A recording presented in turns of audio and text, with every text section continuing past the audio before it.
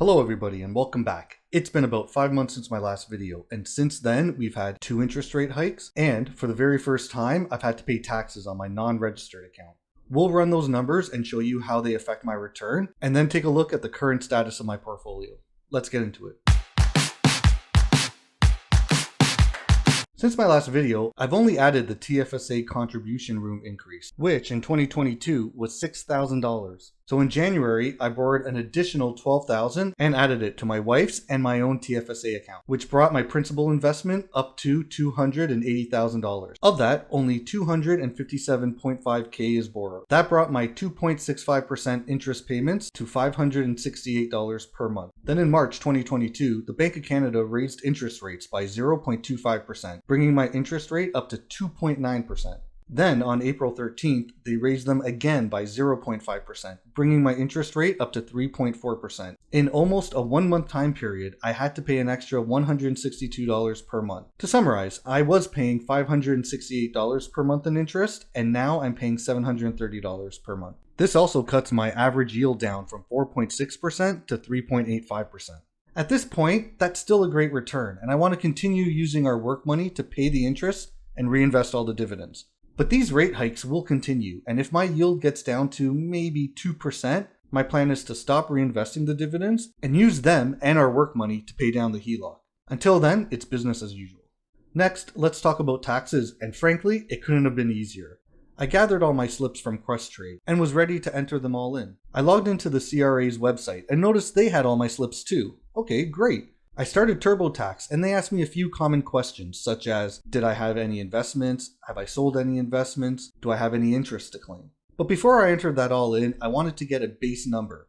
Without investments, how much would I owe or get back in taxes on my own?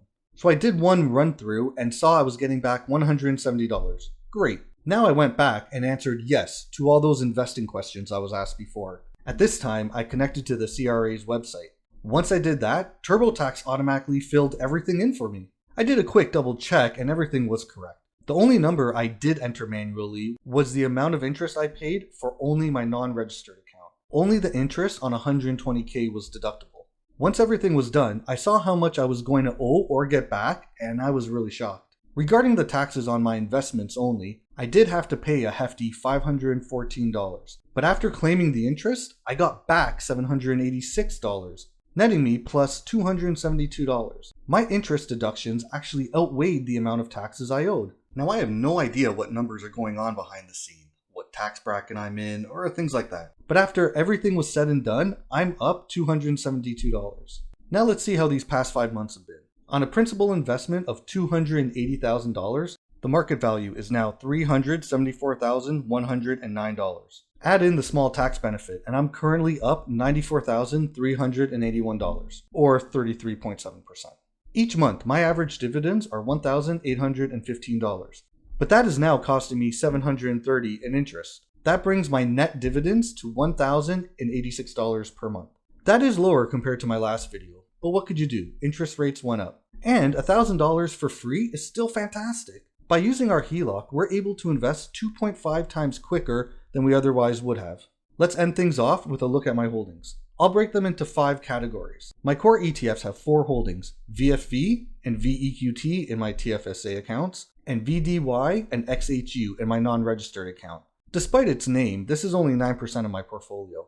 I do want to build these up more, but I'm a buy and hold investor. So rather than sell my holdings to quickly bring this up, I'd prefer to just add money to these ETFs over time and increase their weight that way.